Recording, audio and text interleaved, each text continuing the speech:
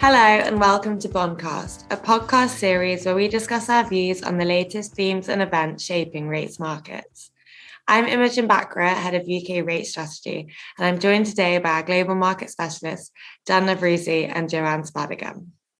All right, Imogen, let's start with the UK this week. We had massive moves in gilts after the downside surprise in inflation. So, I don't know, can you talk a little bit about that? Does that change the way you think about the BOE and generally your outlook on the economy?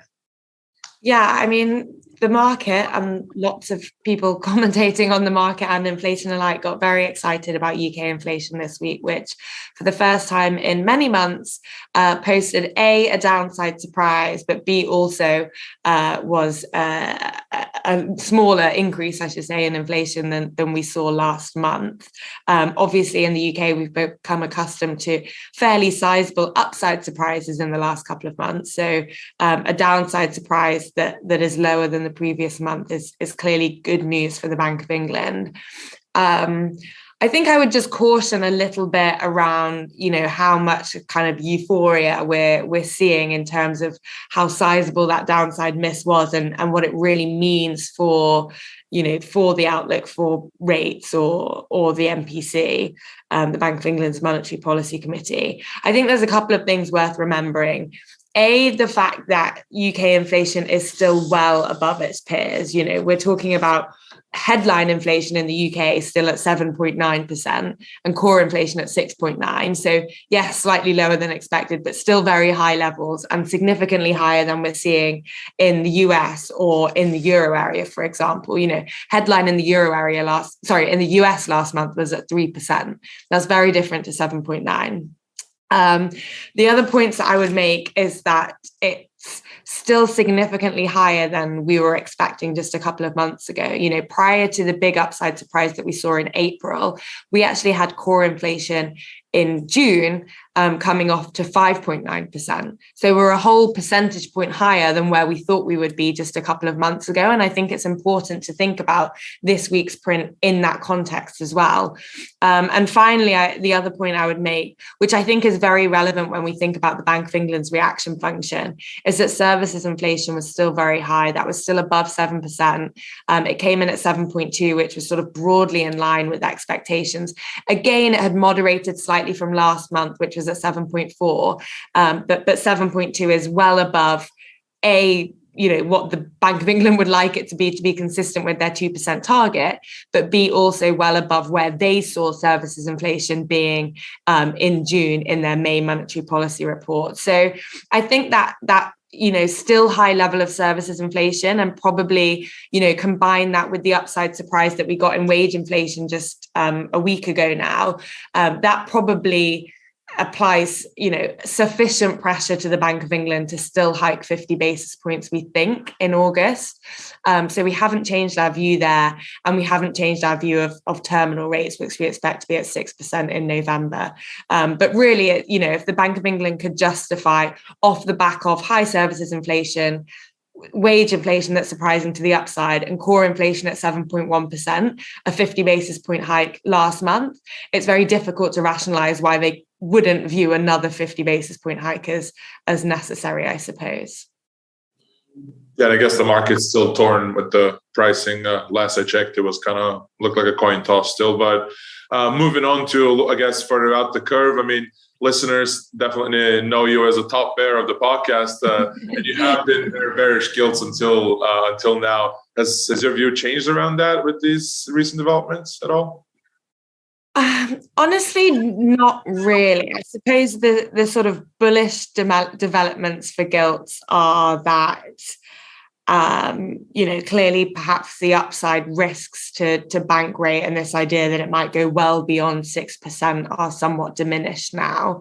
And maybe, to the extent that natural buyers of gilts have kind of been sitting on the sidelines for a lot of this year, waiting for a more convincing downward trend in inflation and more confidence around the peak level of bank rate to kind of get involved in gilts again, this print sort of pushes them a little bit in that direction. But I think one swallow doesn't really make a summer. And I don't think that one print that's priced to the downside will really be enough to bring all those buyers back into gilts.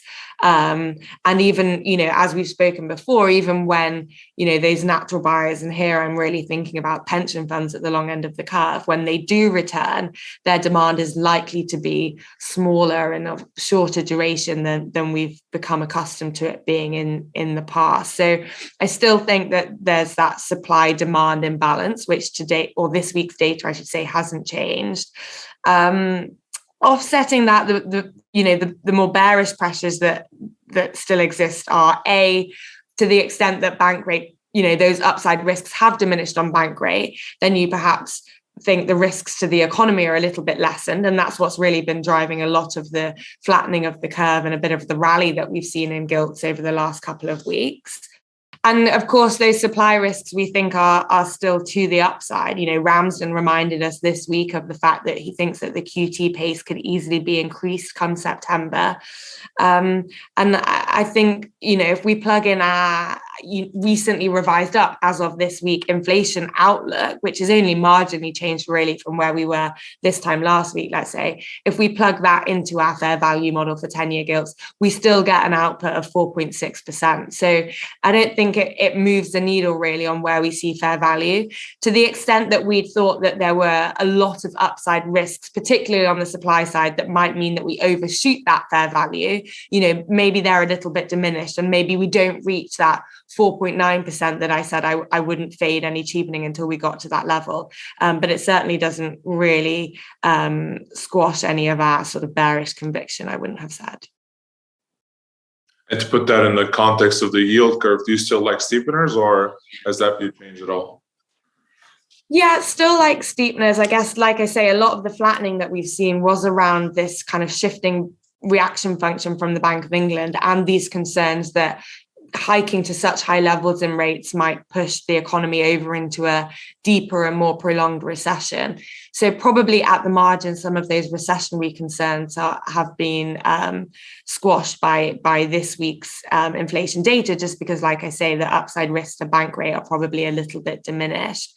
I also think that, going back to the supply narrative, there is an element of the fact that the clearing price of gilts just has to shift lower and lower for the market to be able to absorb all of this duration that's coming on board. So whether or not that clearing price is being driven lower by front ends moving significantly as well and bank rate repricing, or just by the back end moving, that clearing price still has to be lower. So I think that now, a moderation in bank rate expectations doesn't change the fact that there's this supply story still to come. And that should weigh heavily on the back end of the curve, I think. We do have, we've talked a lot about the heaviness of supply in July, but actually after this week, long end supply really dries up for the next couple of weeks until the syndication. And those upside supply risks that I talk about, the fact that we think there will be a revision to the remit come the autumn statement, I think those revisions will be focused on the kind of short and medium buckets rather than the long bucket. So I expect that to weigh more heavily on the kind of belly of the curve, where we're not seeing the domestic demand that we're seeing at the front end. So for choice, I still think the curve will steepen, but probably prefer 2s, 10s to 10s, 30s at this point, or, like 10s underperforming on the curve, let's say.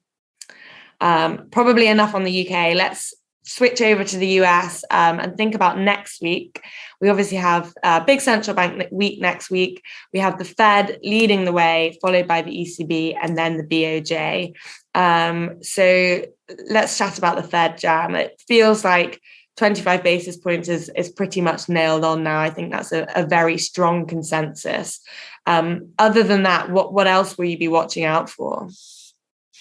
So, of course, this meeting comes after the better than expected inflation number, and the discussion has been, with the market participants, whether we're going to see like a Fed pivot or a confirmation of the weakness in inflation. But for next week, we don't really think there's anything at this stage that can really change the outcome for a 25 basis point hike. The Fed, we expect most likely will follow through with that pricing. And like you said, market has firmly confirmed that but as far as the outlook past that, there shouldn't be. We don't expect major changes in the statement either. Yeah, maybe the improvement in the CPI will be noted, but again, I would imagine the Fed doesn't want to overemphasize a single data point, even though it is encouraging. A year ago, exactly about a year ago, we had a similar story with inflation, where we saw a drop or deceleration in the pace of increase, and it turned out to be a head fake. So I'm sure they would want to avoid that fade again and try to embrace the improvement quite yet.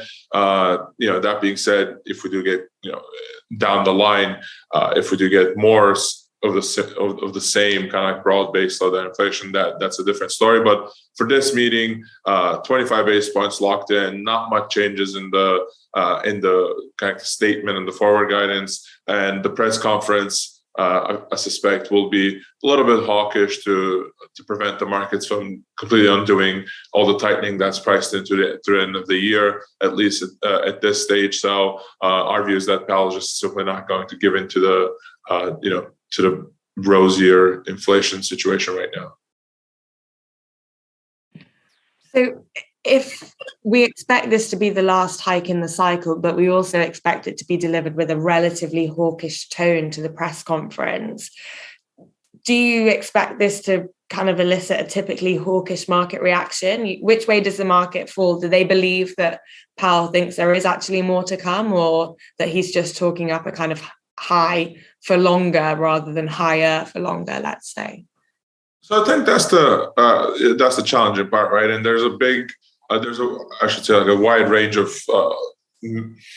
tones that he can adopt to deliver that message. I mean, if he goes back and emphasizes that there are 2 more hikes for this year in the dot plot, and they still intend on following through, that's a very aggressive message. If he just kind of avoids that topic altogether and say something along the lines of, well, that was our snapshot of our views at the time. We don't have a forecast pack going out at this meeting, but we will have one in September. That leaves a little bit more dovish. So it just really depends on how they decide to frame that message. I suspect it probably leans more toward pointing to what was forecasted in June, and while the news are encouraging, they would want to see more progress and a sustained improvement. Even one of the kind of notorious hawks on the board, Governor Waller, he himself at a speech last week was discussing how he sticks with his forecast for 2 more hikes, but should he get more improvement, then September or November, for that matter, could be or this could be the final hike for the cycle. They wouldn't be willing to discard that. And I think it's important to keep in mind that all of these Fed forecasts are not really expectations of what should or what must happen. It's more so just like a snapshot of your views, where you tweak your what you think the policy rate should go to given today's information. That's very fluid and changes quickly. It's not something that they must follow through on, and often in the past, those have proven to be kind of like off even the direction, in which direction. So yeah, in that sense, I think I suspect we get a little bit more of a hawkish delivery, but